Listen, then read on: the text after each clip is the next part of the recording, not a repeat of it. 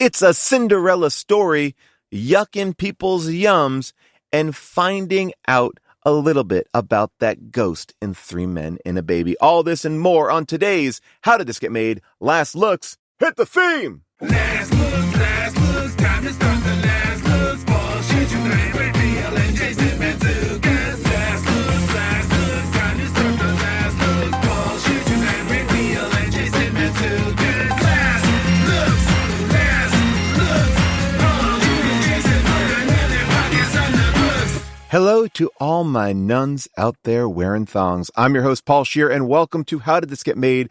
Last Looks, where you, the listener, get to voice your issues on the classic Discord pick, Shoot 'em Up, a movie that Discord user Ghostbag thinks should have had the tagline, Shoot 'em Up. Let the bodies hit the floor. Thank you, Ghostbag, for that alt movie tagline. It does not sound as good without hearing it with that music behind it. Let's try it one more time. Shoot 'em up. Let the bodies hit the floor. There we go. A little bit better. Thank you, Scott. And a big shout out to Latex Drool for that opening theme song. Remember, if you have an alt movie tagline or a title, submit it to us on the Discord at discord.gg/hdtgm. And if you have a Last Looks theme song, go to hdtgm.com and click on the Submit a Song button on our homepage. Remember, keep them short, people.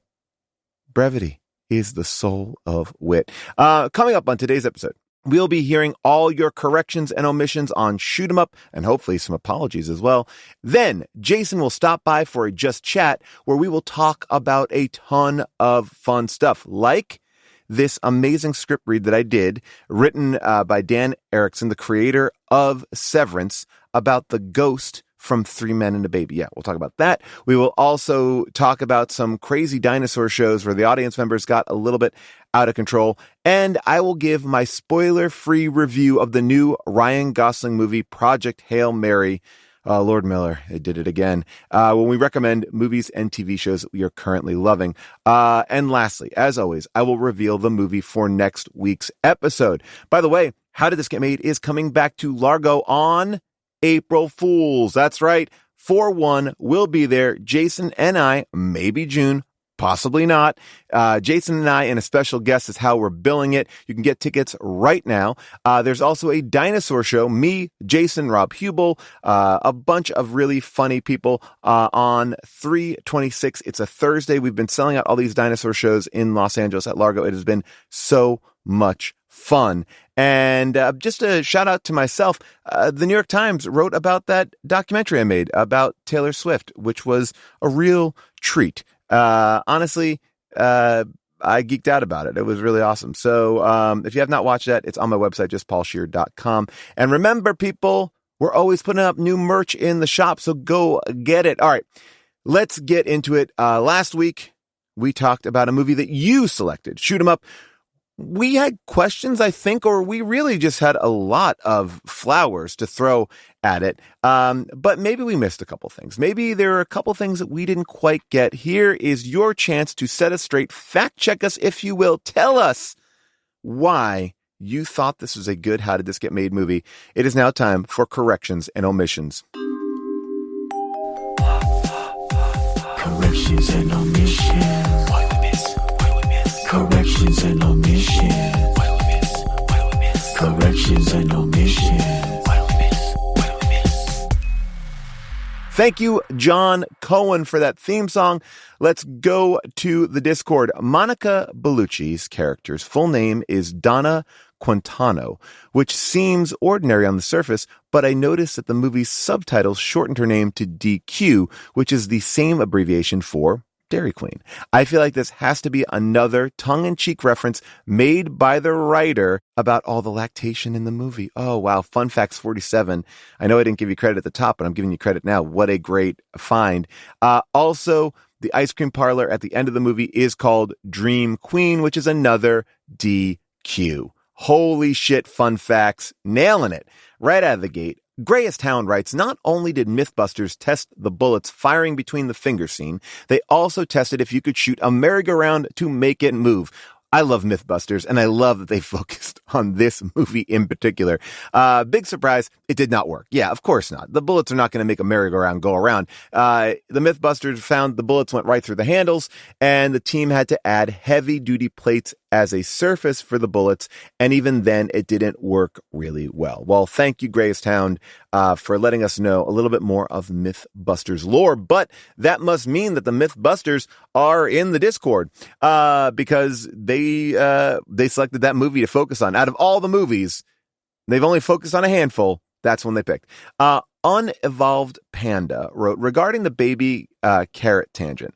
Baby carrots are carrots harvested before reaching maturity and sold at a smaller size. However, Jason was correct that what we mostly see in grocery stores are baby cut carrots. They are marketed as baby carrots, but are actually just full-grown carrots cut down to the smaller size. They were developed as a way to sell broken or misshapen carrots that were previously being thrown away in order to prevent food waste. I have no idea if that's still true, though, especially as they seem to have taken over the carrot market. Well, look, I'm going to tell you that I saw some really baby corn the other day. I think on another show we were talking about baby corn. So let's get into the baby fruit and vegetable market. I need to find out more, but I understand it the way that you understand it, Unevolved Panda. That is just a big carrot cut down to a smaller one. Makes more sense. All right, for more carrot talk, oh, can't have enough carrot talk. Let's go to the phones with Ryan from Houston. Hey, Paul, long-time listener. Love the show. I was calling about Shoot 'em Up episode. Just wanted to let y'all know with the recurring carrot gag, the fact that carrots improve your eyesight is actually just a myth. It comes from World War II. British pilots were shooting down German aircraft bombers in the middle of the night, and it was because of radar.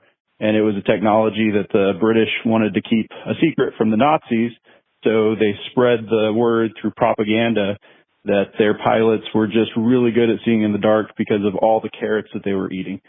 Anyways, just thought that would be a fun fact to share. Keep up the good work. Bye. Oh my God, Ryan, I love this story. This is why history is just fascinating. What a beautiful and crazy lie. Really, really, you know what? I'm impressed that you knew it. Now I feel like I can share that at a dinner party and not give you any credit for it, Ryan. I'm sorry. Thank you, Ryan, for that. But Scott, our producer, does want to note that while carrots don't improve eyesight, they are rich in beta carotene, which helps people maintain good eyesight as they age. Now, it sounds to me like Scott has just watched too many, Centrum commercials. But Scott, I don't know if you are overcorrecting Ryan, but I feel like we're working together. I'm going to say that Scott and Ryan work together to give us some more information about carrots. Okay, when I saw this next person on the list, I was excited, and you know what? It was worth it. Jafar, what do you got? Hey, Paul, it's Jafar. At the risk of attracting even more freaks on Discord, I just wanted to call in with a few notes on lactation kinks.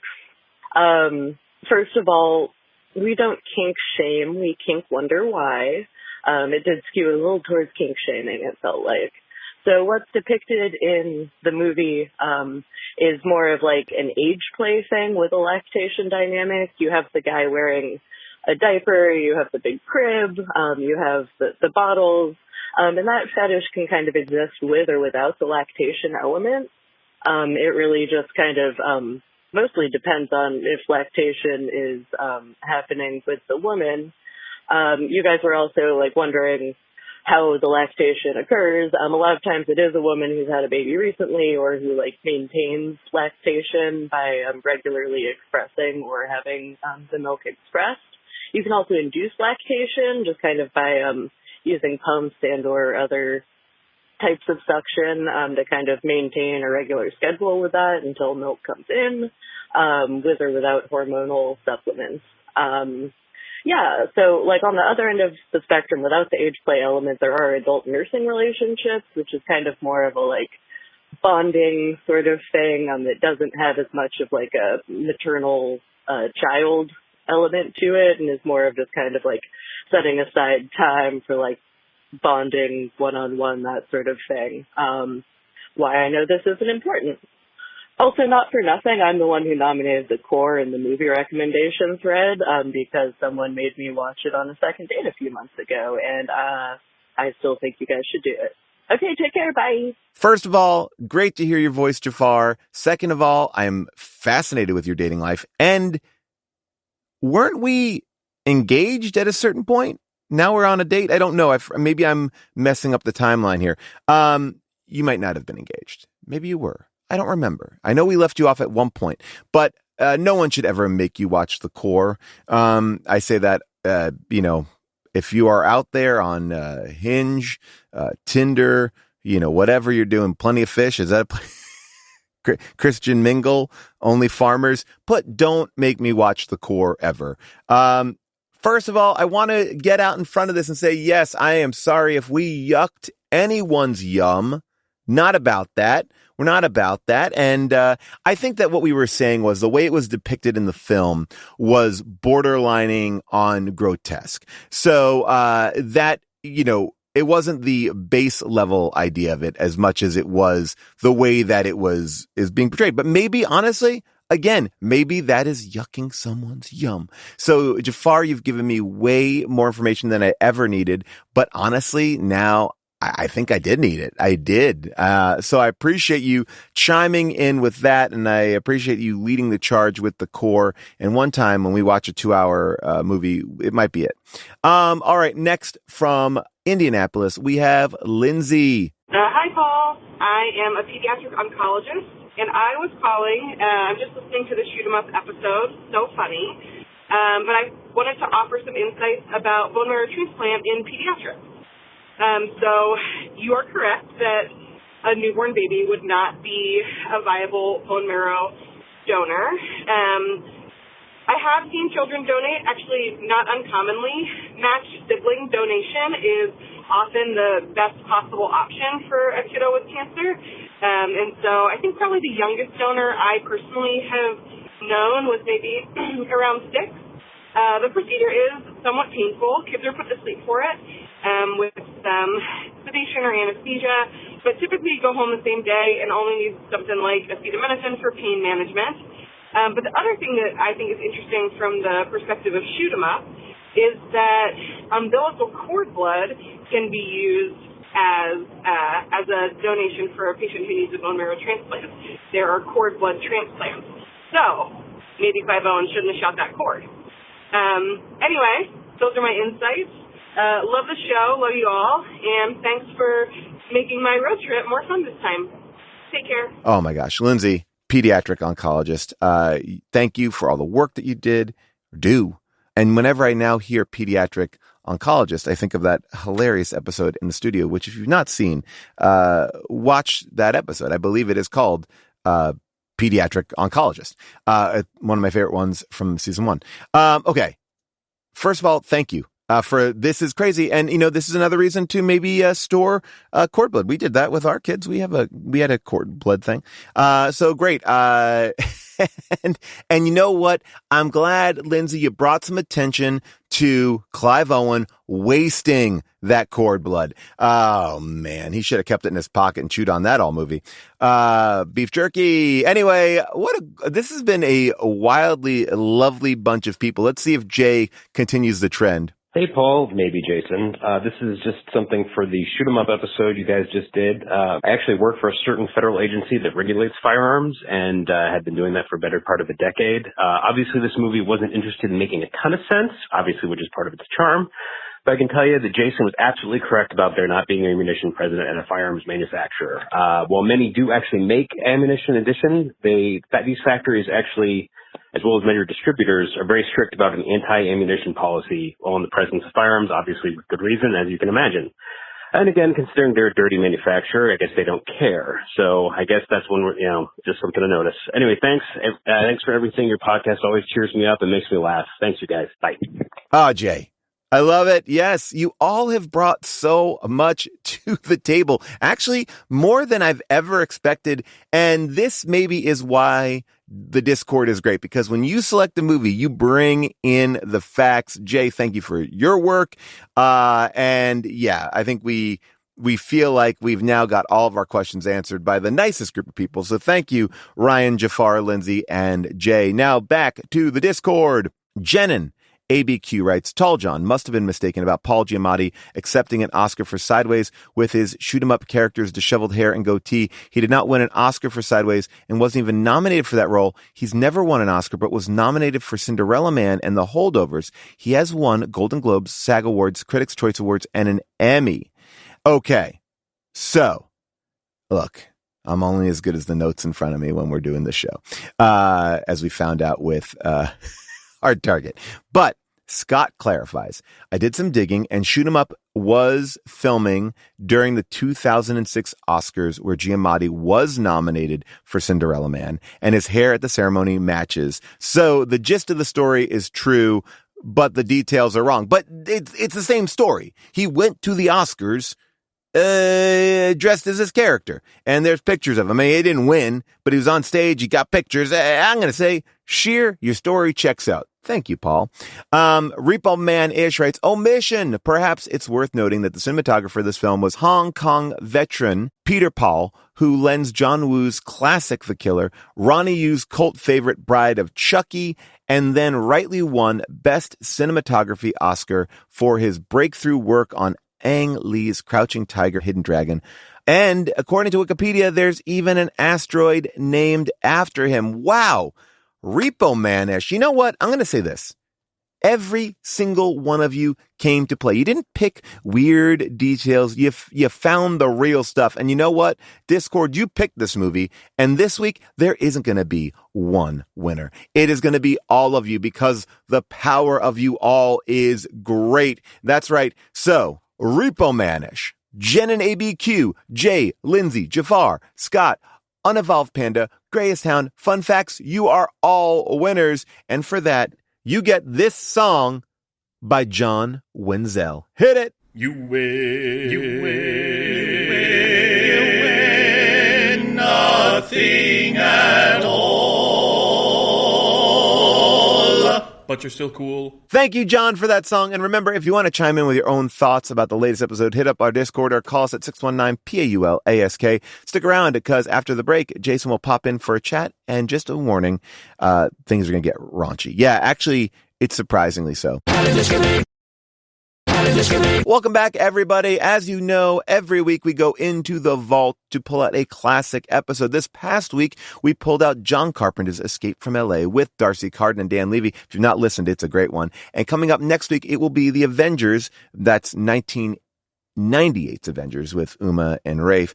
And we have a special guest, Tom Sharpling. We did that live at the New York Comedy Festival, I think. I love Tom, love The Best Show. If you've not heard of The Best Show, look it up. You will enjoy it. If you're a fan of Comedy Bang Bang, you will love Tom Sharpling's The Best Show. All right, without any further ado, it is now time to welcome Jason to Last Looks for a little Just Chat. All right, John Cohen, play us in.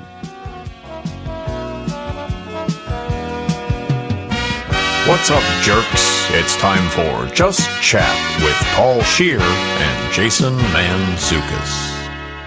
Jason, how are you? Paul, boy, so thrilled to be talking to you from the confines of my closet. Once again, my cozy closet. Yes, you are back. We're in back, an baby. Undisclosed location. Yep. Happy to have you. Thrilled to be here. How was the end of your Broadway run? Oh boy, you know what? I was really sad at the end because I had a blast. Seems like such a fun time. I had so much fun. There were some How Did This Get Made fans absolutely came out. Somebody yelled Geostorm at one of the shows. Okay, so how do you react to that? I could hear it. Okay. I could hear it. I react a little bit, but not, it wasn't overwhelming, I will say. No, it's not like somebody was trying to do it in the middle of the show or something. It was at an appropriate time, and I just let it be. I told you, I think, about the time I went to go see Glengarry Glen Ross, and it was the last version of it where there was all stars, not the one that just happened with Kieran Culkin, but this is one with like Alan Alda was in it. Yes, I remember. And a handful of other people. And in the middle of that, in a moment of silence, someone yells out, "Hawkeye!" What? Wow. So, like, someone yelled out a MASH reference in the middle. Incredible. Nobody did that. Thank God. Nobody did that. It was at like so I heard it when I was introduced and like at the end, the times when it would be appropriate. I like that. But it was a blast. The show was so fun. I will say the event of doing it every night of the week made me want us to do like a residency somewhere. You know, like I know that's what seems so fun. It made me want to do our show night after night after night without having to travel. Like, we go on tour and do the show night after night, but there's always a tremendous amount of travel and packing and unpacking and repacking and new hotels. I was like, wow, I'd love to be walking into this theater and doing How Did This Get Made every night for a week. Oh, well, you know what? I actually had a similar experience of doing a show night after night, which was I was in Telluride. We often go together to Telluride to do these shows. And I got to tell you, this Telluride Comedy Festival is a blast. It is a group of us. We're all friends. Jason's normally there. And we do different kind of shows every single night to this town that is just a fun ski town on President's Day weekend. But the problem with Telluride this year was there was no snow. So people were getting antsy. It's like the entire town is an alcoholic waiting for that, like, when is it 5:00 so I can actually have my drink? It's so true. We have been we've been doing this festival. Our friend Jeb Barrier, shouts to Jeb Barrier, a real legend, started this festival, you know, in the early 2000s. We've been going for the better part of 20 plus years. Yeah. Every President's Day weekend we do it.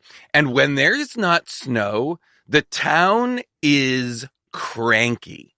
And that means the audience is not psyched. And you would think the opposite, because it's like, well, we are giving you something to actually do. Like, no. Their whole life is snow dependent. And I don't know if I told you this, but we got lucky. Snow hit, and it was a nice snow. And then everyone got extremely happy. Yes. And then that became the other half of these nights there, because we're doing. I'm so jealous. And the last night we were there, I was talking to the audience. It was like, we're doing like essentially what we do for Dinosaur. You know, what's new? What's this? And before I could even get out, like, what's something exciting that happened to you?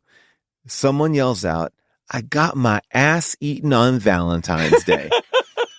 And when I tell you, Jason, I looked at this young woman, I was like, if she was 22, I would have been shocked. Sure. And I was like, okay, let's hear about it. And then I heard so much about Hinge. And then the town started, everyone in this theater. And this is is a Sunday night show, an earlier show. Everyone weighed in on getting their ass eaten. It was the funniest thing to me that this one guy I spoke to in the very beginning. I said, what do you do, sir? He's like, I'm a fireman. And I was like, okay, great. You see, I would ask that kind of question. And then this woman's talking about getting her ass eaten. And then the fireman's like, I do it. What? I was like, amazing. Was the handsome cop there? The handsome cop was not there. He was talked about. He was, he was referenced. Okay, he was referenced. But it was one of the funniest things, because it felt like we went from this town that was angry and like a little on edge to all of a sudden this entire audience all celebrating getting laid. The catharsis of the snow brought about people getting laid. And it was wonderful. And then when I tell you, when I looked at that fireman, the last thing, if you would have given me a list of all the things he could have chimed in on, eating ass was not going to be in the top 100. It's I think this is a real, like, there is some sort of age demarcation line for eating ass, because I feel like the younger generation is all about eating ass and the older generation is like, I don't know what you're talking about. And I'm saying this because recently it has been a very big topic of conversation on the Howard Stern show. Yes. Because a bunch of the younger staffers, the writers and the producers and so forth, are saying, no, this is normal. This is a normal thing. And all of the older people are like, are you kidding? That is not at all one of the normal components of hooking up. What are you talking about? And they have been talking about it in this same kind of hilarious way. Well, this is like, it was amazing to watch everybody chime in. And again, this is not the show where you come to hear Jason and I talk about like the ass eating culture, but it was just one of those things that just like, and hearing that on Stern was just making me laugh. I was like, wow, this is the conversation that people want to be having about modern sexual mores. And what are because I think like when you talk about like, what are the bases? You know, like when we were kids, first base was like French kissing. Yeah, exactly. I think first base is like full penetrative sex now. You know, like I think I remember eating a time, is second base. I remember like a time when you would say you hooked up with somebody, and that just meant that you fooled around. Fooled around. Yeah. Like now it's like. And fooled around just meant like first and second base. 100%. Which was all like kissing and over the shirt stuff. I mean, we've lived through a lot. And that's why I do want to announce to our audience that How Did This Get Made is changing its title to How Did This Ass Get Eaten? Yes. And we.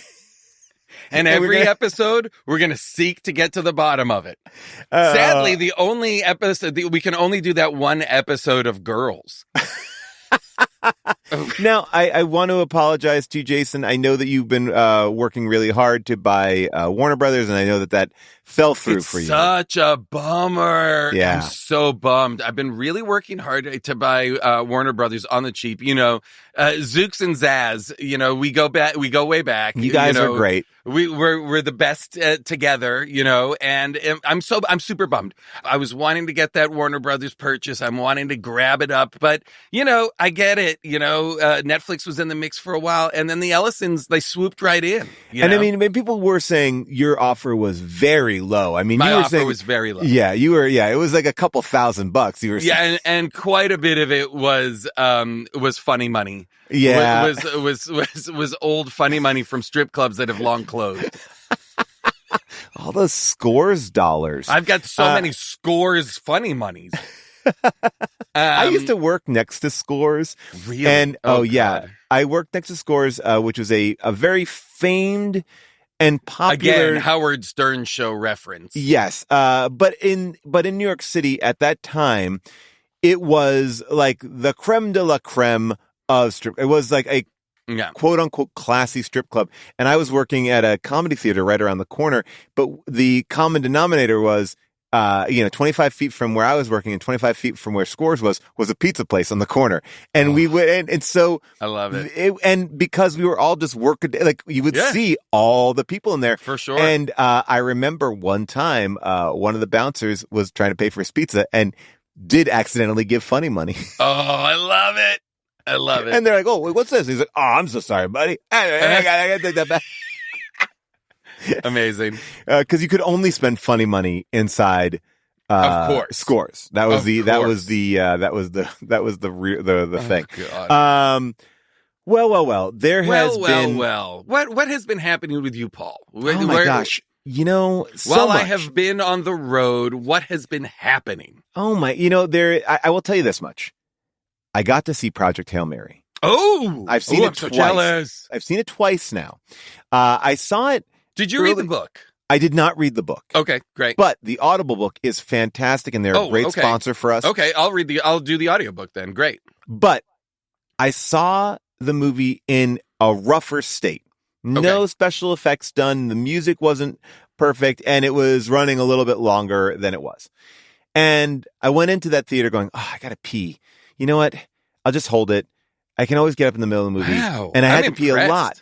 The movie, when I saw it, was like almost 3 hours. Yeah. And I watched that movie, and I forgot that I had to pee. That's incredible. There is no way at 53 now that I could go 3 hours. If I went in knowing I had to pee, I don't know if that I could make it 15 minutes. I was having a freak out because then all of a sudden, Lord and Miller, I love those guys. They came down and they were talking. I was like, I should pee now, but I had worked myself too far into a row to casually get up. And I was like, and then and then the movie started and I forgot. So that is my highest level of, and that was The Rough Cut. Yeah. And I brought my sons to go see it at IMAX, for another little special screening. And I will tell you this, I don't want to spoil anything about the movie. I want everyone to enjoy it and make their own opinions of it. Gus, my oldest son, looked over to me at one point and said, this is my favorite movie ever. Whoa! And I was like, whoa. And then as we were leaving, Sam said, that was the funniest movie I've ever seen. And it made me cry 5 times. Wow. And now, I I will say they have not yet seen Infinite. So right. So yes, now, and that might that's change. we are gonna and I was waiting. Change. I didn't want to gild the lily and show it to them first so they'd have a letdown. But I love that. I love this. And on the I'm so way excited. home, they said, "What was who's your favorite person?" Yeah. And they go, "Well, Glenn Powell."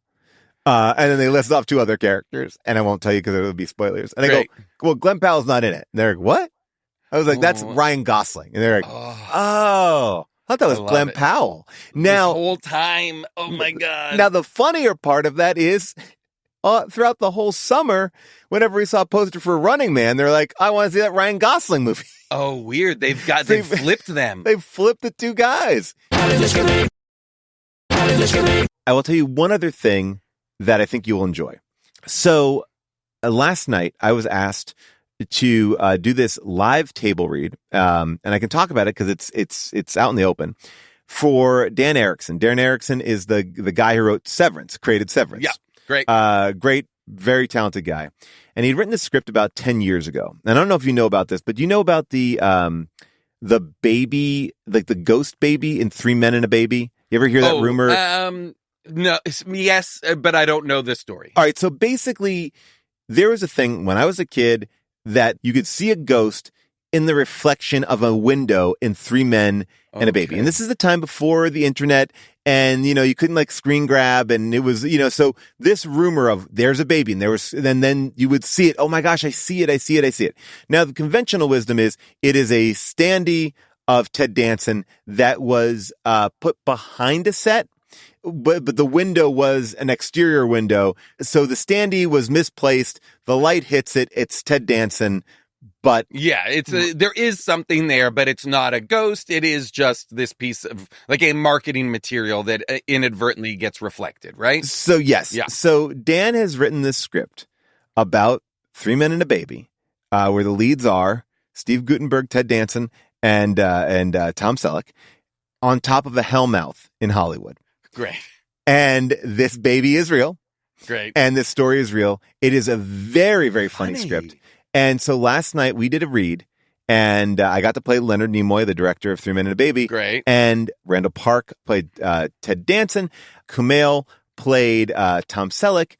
And Steve Guttenberg played Steve Guttenberg. Amazing. Steve Guttenberg came in to reprise his role. Oh, that's not even reprise his role, to play Steve Guttenberg. And it was truly one of the most bananas funny things I have ever, because it's like one of those scripts that you write to be like, Dan's great. He's funny and he can write horror and he could do whatever. And to have Steve Guttenberg reading the most, it's heightened characters, and it was a real treat. It's a crazy so cool movie. I think you could probably even find it out online because I don't know even how this got out. The live read? No, the actual script. If you want to find it, okay, cool. Yeah, because it was not taped. It was a benefit, but it's public, I could talk about it in that way. I don't think anyone's making. Sure, I would hope they would, but I think a lot of issues would come into play. I think it reminds me of the Fast 9 read we did, and that script. That taking a funny, weird, lateral thinking idea and treating it like a real thing. And then doing it. I love that. It was really fun, and I was enamored to see him. I love one of the best moments of it was, Steve was so nice and so funny, and he played the part. So the part's really written perfectly for him. And he's like, you guys really captured our voices. And I was laughing because I think he really just thought the script was really funny, and it felt like it was this thing. But in the script, Tom Selleck is just snorting cocaine all the time and fucking anything that moves. And it's like, I love and then this. I was like, and then part of me was like, are they? Because maybe they are. No, but I think it was just being so appreciative of everybody taking the time out to do this thing. Made me, I was like, but I thought of you because it's so few people that movie is burned in my brain in a way where it's like, that was the biggest hit. It was like a number one movie. Such a big movie to have it spawn sequels for something that was not like an action adventure. It was like such a small stake slice of life type of movie that was such a massive hit, you know? And also just like really based on like like just like, here's 3 cute guys. Yeah. Like, what if they were taking care of baby? What if they had to take care of a baby? And they're men. That's like impossible. I mean, they're not going to figure that out. No way. No way. The baby will die, right? Oh my God. That's really funny. I love that. As an idea, I think that's great. And now I know that you've been doing some shooting, a little bit away doing some shooting. I don't know if you can talk about it, but were you able to be catching up on anything, watching things? I've caught up on some stuff, but I'm behind on some stuff as well. I was doing the play, and then I was doing Percy Jackson, finishing up season 3 of Percy Jackson, which I think is going to be gangbusters stuff. But it's interesting. While I was away, I think I talked about this actually when we last spoke. I've gotten like deep in, I got a Crunchyroll subscription, and I've gotten deep into anime. So like I was saying, I think the last time, The Apothecary Diaries is a show that I like very much became obsessed with. Freerun season 2 is happening right now, week to week, and is easily, immediately the best season of television this year. Will be number 1 on my list. It's incredible. But then I've also been watching a couple of other shows that I think are fantastic. One of which is also happening week to week right now, and it's called Sentenced to Being a Hero, which is, this falls into the category of, this is like action adventure. This isn't like fantasy character building. This is action adventure, like fighting like a demon horde, and like being a hero is like the lowest of the low. Okay. Like it's a criminal sentence is to be told you're a hero, and the heroes are being sent into it's almost like Suicide Squad. Okay, like, got it. You know what I mean? Like the heroes are oftentimes bad guys or people who did bad things, but they have to then go and do acts of heroism, and it's fantastic, and it's visually very cool and beautiful. I am psyched. I have to get into this, and maybe I have to find my kids' way into it, because I may have talked about this before, but my kids are very much into Jackass right now. So we are watching so much Jackass. They still have not like crossed over to thinking that things that are not animated are they're like, it's animated, it's for kids. We're not kids. We watch adult stuff. But they understand, like, my youngest son wanted like a Naruto sweatshirt, but he's never watched an episode. And Gus loves wearing his like One Piece t-shirt, but has no clue what that is. No interest in One Piece. That's so cute. But I do understand, because I remember feeling this way too. Like, oh, cartoons are for kids. I don't do that anymore. Yeah. I watch MASH now. You know what I mean? Okay. Well, Speaking of Hawkeye, I don't watch cartoons anymore.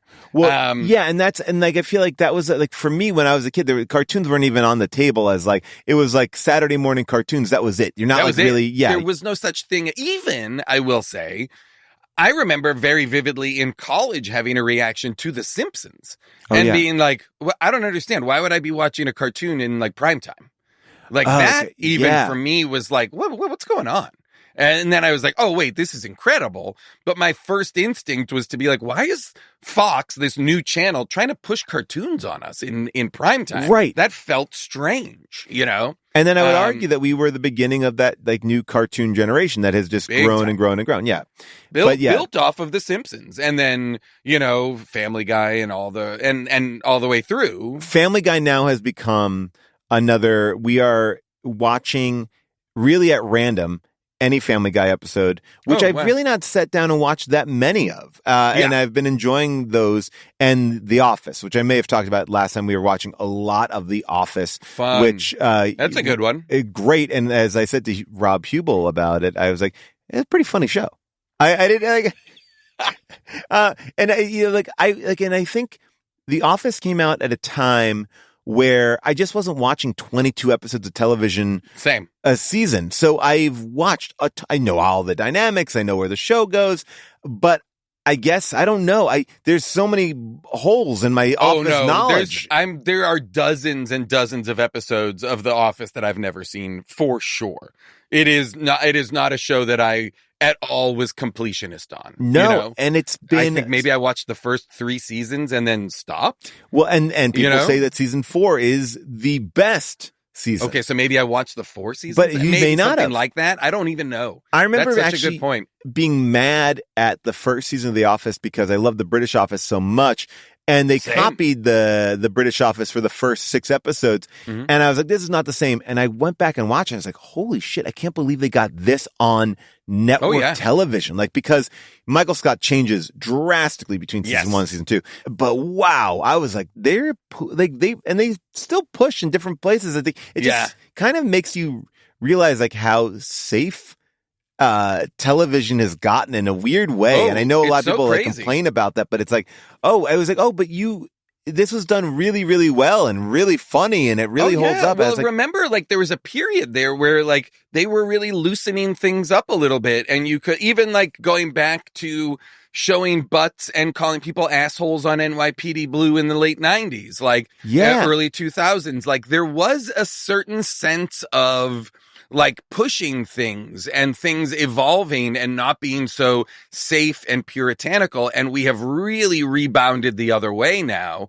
And everything feels much safer and much, much more bland and not interesting. Shows without conflict, shows without, that really don't at all come close to representing the world we live in. Right. Yeah. I thought to myself, I was like, oh, my kids aren't going to like this show because they've never worked in an office. And then I realized, it's characters. And I know it's so silly to say, but it's like, and that's something that we always are missing. It's like what we like, what we respond to are just characters. It doesn't make, like at one point, Gus turned to me and was like, what do they do? I was like, they sell paper. Great. Like, what do you mean? Great. Like, Who cares? Who cares? Doesn't make a difference. And that's it. Yeah. That's it. It really is. Even if we were to say like, what are like the paper specific storylines of The Office? Almost none. Like that's genuinely not what it's about, which is great. I know, it's such an interesting thing. And it's like, and I held off showing it to him for that reason alone. And so it's like, it's fun. It's fun to watch this stuff through their eyes and what they are. Like I just like, it gives it a different life, but it also is like I told you, I've made my promise, so we couldn't watch anything before 2000 with them, but last night they broke their promises. They watched Ferris Bueller's Day Off and they enjoyed it. Yeah. So every now and then we can sneak one down. Oh, that's a great one. I'll throw in a couple of more, just because I'm wondering if you guys watched. One of my favorite things for the year is going to end up being the new Muppet Show. Did we talk about this? I don't think that we have. I don't think so. Teased it. The new Muppet Show that our friend Seth Rogen did, that Alex Timbers directed, who just directed the play that I was in New York. My cousin, Muppeteer on. Whoa! Yes. Incredible. Yes. And it is in every way, shape, and form the old 70s, 80s era Muppet Show of our childhood. It is a straight variety show, Muppet Show that is terrific. It's so good. And what I love about it is I think they didn't change anything and there's nothing dated about it. The Muppet Show was SNL. Like, for all intents and purposes, it was SNL with a backstage component. Yes. And the writing is really funny. It's not a kid thing. And that's the thing. It wasn't a kid show. And it was the first time my kids actually liked the Muppets because it felt like it was not a kid show. Yeah. It's great. Sabrina Carpenter is the guest. There's one episode of it up, and I'm hoping this is a regular thing, that they do more of these, because it's absolutely fantastic. I mean, it's built ready to go. Oh, yeah. There's a new season of Gendy Tartakovsky's show Primal that is, I think, a visual masterpiece that is absolutely incredible and goes absolutely crazy places. Shoresy season 4 is up and out. The whole season is incredible. Did we talk? Came out this week. We haven't talked about it, I don't think, because it only has just come out. Well, but I heard that you were at the hockey game. I went to the hockey game. Yes. I went to the hockey game, which was absolutely insane. So, tell everybody about this, because this is... So the Shoresy show, which I absolutely adore, I think is you've heard Paul and I talk about Yes. it. You've heard Paul and I talk about Letterkenny, which is the show that Shoresy grew out of. Shoresy is the Canadian hockey sitcom with a heart of gold. So funny, joke machine, but also a heartwarming story of like a grown men's hockey league, recreational hockey league. And they did a tour around promoting the new season that was just them playing a hockey game.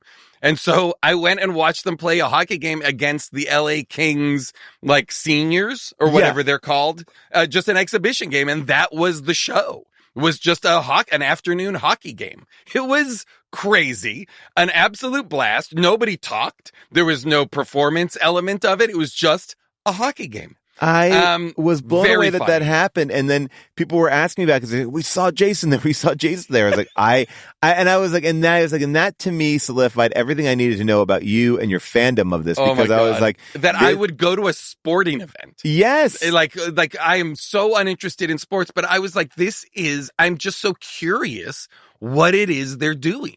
Because I was like, oh, are they going to have microphones on? And they'll be trash talking? Nope, none of that. It was just a hockey game. Okay, well then let me ask you this, because this blew my mind as well, and I'm a little behind on a few things.